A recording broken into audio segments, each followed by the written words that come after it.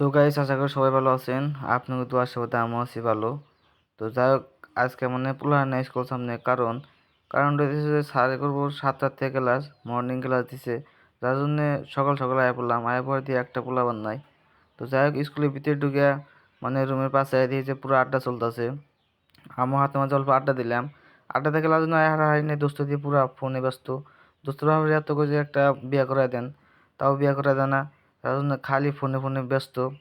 তো এটা দেখতেছেন, এটা হলো মৃদুল দা, ক্লাসে হলো মানে বস।